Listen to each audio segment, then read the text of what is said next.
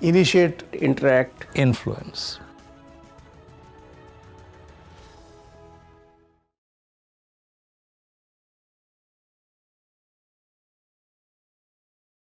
Compliments to all the speakers who spoke before me, because they left hardly anything for me to really cover. But I have my own experiences and I will speak about them. But I want to thank the organizers first of all for having organized this marvelous conference, and I wish actually that most of the intellectual community of Ahmedabad was actually present here, because I do understand that this city has a very deep set of intellectualism within it. And I wish that they would have been all here to understand and hear what has been spoken. Let me start.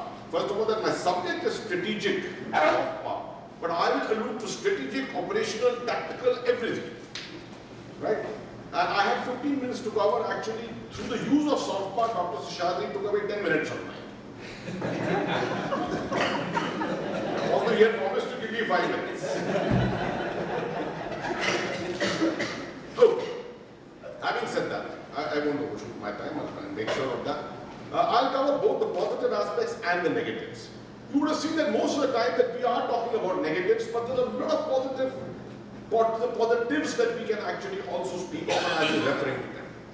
My start point is, if you're looking at all the negatives that we're speaking about in terms of India's strategic soft power, it all stems from one thing: the lack of a strategic culture in India. It starts from that. It hasn't been alluded to since morning. But if you really look at it, each of us individually have got strategic ideas and thoughts. The armed forces have got them, the police has got them, the intelligence has got them, the diplomats have got them, the academia has got them. The only thing is we haven't been able to put it together. To create a national strategic culture. And of all places, where did I go to speak on this? I went to Bangladesh 15 days ago. And I was at the National Defense College in Bangladesh speaking on national strategic culture, how to promote national strategic culture, not about India, but in general. I was speaking there. And it struck me, after 1971, in 40 years or more, I was the first military speaker at the National Defense College of Bangladesh. While actually India should have set up the NDC of Bangladesh. In 1972, we should have set it up, and I should have been the 1,500th speaker there. But I was the first speaker. That just shows our lack of insight and understanding of the whole idea of soft power. I fully agree with General Katoch, the way he explained it, the complete thing about hard and soft power, that it can't be soft power alone, it can't be hard power alone. There has to be a balance. And this comes out of an essential, a few aspects of the conflict theory. I haven't heard one term being used since morning, and I will use it now, and you realize that that's probably is one of the very important, significant terms in the study of soft power, and that is called comprehensive national power, CNP.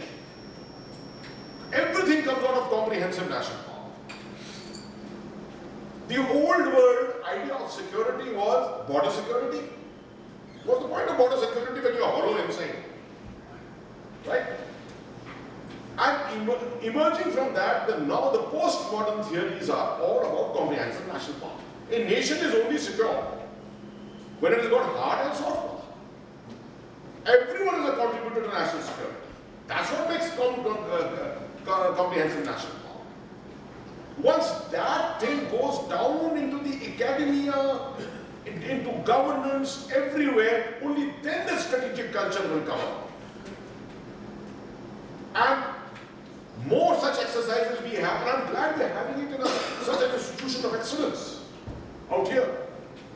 This is the message actually you're giving out, that a subject such as this should be discussed in the academic world. That's from where the culture has to come completely.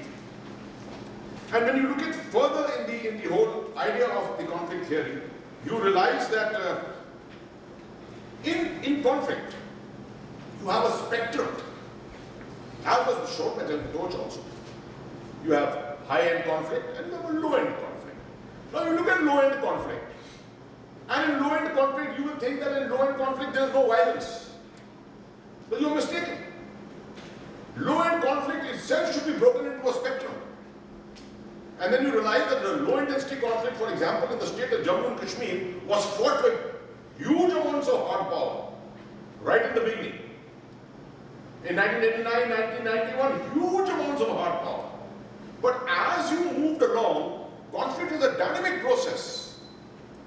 You have to balance that hard part with soft part.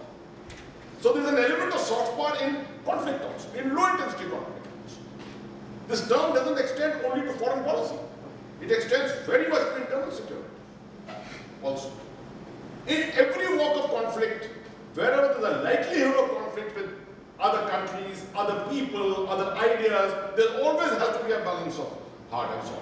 It's only a question of situation. And I'll give you a few examples of that. Just to bring in an element of interest in it, United Nations peacekeeping operations are in Africa. Deep in the bush in Mozambique, a country which doesn't have much roads, the Portuguese ensured that they only had airstrips everywhere. Landed by a helicopter in the bush, wearing the sign India. UN badge, India, very proud Indian UN peacekeepers. And I was offering biscuits to a couple of young children who were dancing around us. And they were all shouting, India, India. I said, what do you know about India? Do you know what they said? India, the land of Amitabh Bachchan, deep in the bush. And you'll be surprised by the second name that they remembered. The land of Amresh Puri. I had no idea that Amresh Puri was such a popular man around the world. But deep in the bush somewhere, they had heard of Amitabh Bachchan, they had heard of Amresh Puri. That is an outreach, and India associated straight away in the mind. And this happens all over Africa. The Gujarati community in Africa is a tremendous, they are like our ambassadors already existing there. Wherever the Indian army goes into Africa, into peacekeeping operations, our biggest brand ambassadors is the Gujarati community. In Maputo, in Mozambique, no problems. Indians, we had no problems administratively. I landed up in the war in Rwanda. The only people who had not fled Rwanda during the war were the Gujaratis. Right? And they remained, and they were there to assist us. So it's a great thing, this feeling of having presence of our own communities, our own people. They are actually elements of soft power, which are what existing there. What else do I think about soft power in terms of the positives? I think the Republic Day parade spectacle of India is a huge soft power. And you see there, this is the brain of Prime Minister Narendra Modi working. Last year he invited President Obama, which I think was a huge soft power decision, if you ask me. Who has he invited this year? Prime Minister Gandhi. Why? Why has he invited him? I think the first country is India to make that psychological imprint into the minds of the French people. We are with you. Great decision, I think. I heard it yesterday. That's amazing. This is what a great decision. Each time you take a decision with foresight in mind. Let me give you some bad examples. Horrible examples. Horrible examples I've already quoted to an extent. Our foreign service is 2,000 strong. 1,960 people. The British have 6,000. I'm told that there are as many diplomats in the US High Commission and the US Embassy in India as the number of people in the Indian Foreign Service. Now what is the reason? How does this affect us? You go to the Indian High Commission in London. Who are the people going to be in contact with? There's someone who wants a visa, someone who wants work done, someone who's going into the business issues. He's never going to meet a diplomat. He's only going to meet the number 2 somewhere, who is from a grade 2 service within the diplomats, who has no idea of diplomacy, who has no idea of national interest, who has no idea of soft power. They are the front face of the people sitting on the windows. They are the people who are issuing visas, things like that. No sensitivity at all. Actually, the greatest ambassadors should be those people. We in the Indian Army, you know how we do our selection of our clerks who go to the high commissions? They go through a process of 1.5 years selection. Let me give you a small story. In the UN High Commission, in the UN mission in Mozambique, I used to be stopped in the corridors by many foreigners who would tell me, you are from India? Yes, of course I'm from India. Can you do me a favor? I said, what? Can you give me an Indian clerk? Yes. Indian clerk. Yeah. Now I suddenly realized we had a headquarter company of the Indian Army there. Headquarter company means we had one platoon of clerks, 90 clerks, right? And we had 100 people from the military police. Each of these clerks was a selected man. Identified, English speaking, administratively very capable, gone through many courses, etc. Now, if one such clerk enters into a UN office, he takes over the whole office. All the UN personnel can go and have their weekends comfortably. Because this man does all the work. Filing this, that, he'll go into your reservations and this, everything an Indian clerk. Indian Army clerk is an amazing soft power. And it was done. Just because we were taking the right decision of deep selection of our personnel. Why can't this be done for every single mission of India which goes outside, where there are people existing outside? Why should you have dirty cafeterias on top of the Indian High Commission in London, where you're served in the most unhygienic conditions on top? These are all projections, aspects of projection. I'm running out of time, but I have to give you one or two other examples. There is a term called military soft power. Now you will say, how can the military have soft power? Military are hard-hearted people, basically. Killers, right? Everyone who looks at us says, Kashmir mein kya karte hain ye, there's that. But actually there's an element of soft power within the military. All conflicts have this balance of hard and soft power.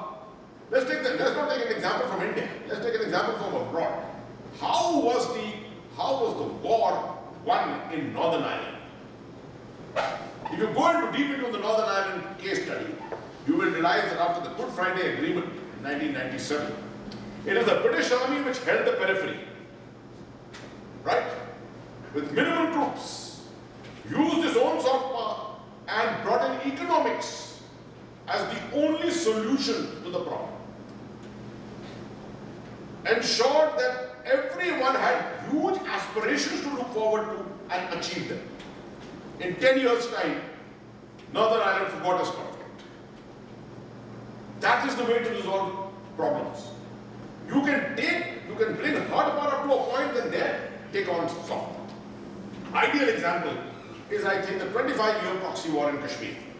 If you look at it from a military soft power angle. When we started in 1991, 92, what were we doing? We had to use hard power. I hope you've all seen the movie Heather. Have you all seen it? Now there are a lot of people in the Indian Army, young officers, when I questioned them, I asked them, how did you like the movie Heather? This is a horrible movie. It showed the Indian Army in very negative light. I said, that's where you're mistaken. It was an outstanding movie. And you should be proud of the fact that the Indian Army did what it did. Because without that, Kashmir would not have been a part of India today. But having said that, you should have the sense and the brain power to realize that you can't do it today. Conflict is dynamic. So that time 80% hard power, 20% soft power. 2010, when I was pulled out from Bhopal, when I was commanding 21 Corps and thrown into Kashmir, I was told, sort out this stone throwing problem out here. I said, now is the time to use 20% hard power, 80% soft power. And we had the balance right. So what did we do? We read a book by a man called Gen Syed. Gen Syed's book, From Dictatorship to Democracy. A book which Gilani was also reading. Gilani was also reading that book, I realized. We said, Gilani was using all the ways that Gen Syed had recommended, by which the entire Arab Spring was fought. Gilani and his advisors had all read it. The Indian Army had not read it.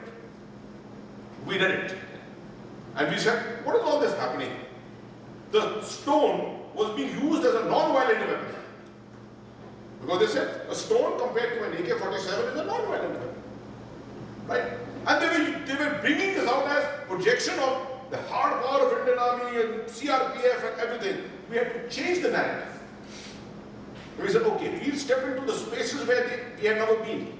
We'll step into the spaces where no politician has gone. Deep villages. We'll go and start speaking to the people there. When we started going and speaking to the people there, looking after their interests, little things here, doing little medical activities here and there, suddenly the separatists started getting worried. So what are these people doing? They were never doing all this before. Now you see how South Park can turn around the whole situation. And you found that 2011 we had the best tourist season in Kashmir.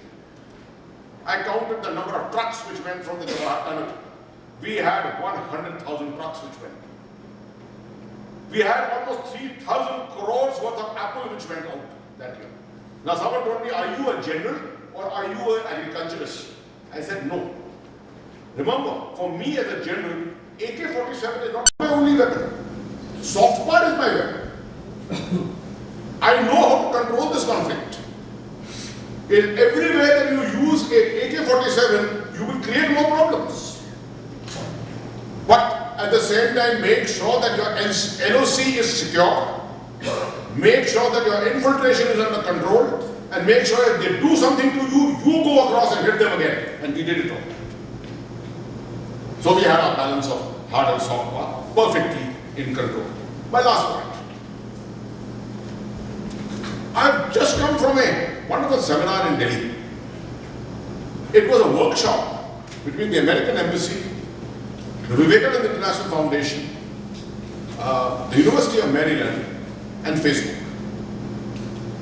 It was a workshop on how to counter online the recruitment by ISIS, Daesh. And then we realized how far the Americans have gone in research and how little we are doing ourselves out here. Well, we have all the capability. And the Americans were surprised to see that we had never projected that the most benign, the most tolerant form of Islam exists only here, in India. If you look at the solutions of the world, for the world, of how to counter radicalism, the solutions, when you see all the areas of the world, Southeast Asia, South Asia, West Asia, Central Asia, Europe and America, at one stage in 2006-07, I remember scholars were saying that the future of countering radical Islam and the reformation in Islam will all come from America and it will come from Europe. No longer are people saying that. It can't come from anywhere else except South Asia. And in South Asia, where it can come, it can only come from India. We're the most tolerant form of syncretic culture. Why has the Daesh not been able to make an impact here is because of the syncretic culture of India. And we have not been able to sell this idea outside. What is needed is the academic world, the military world, the intelligence world, diplomatic world, all coming together, putting their heads together to find final solutions to this. And my only recommendation very strongly to everyone here among the intellectuals is that what we really need at the highest level to resolve most of these issues is a national perception management board. You've got every board in the country. Don't call it perception management because it's an awkward looking term. Call it a board for national image or call it image management board or whatever. You need a board at the national level in which you have academics, you have politicians, you have military officers, you have intelligence people, you have psychologists, everyone put together who is a stakeholder in the security of India and the projection of India. Put them all together and you'll find that you'll come out with amazing solutions and which will have to be ultimately implemented. The problem with us is we don't have implementers on ground. Half the time we don't find implementers on ground.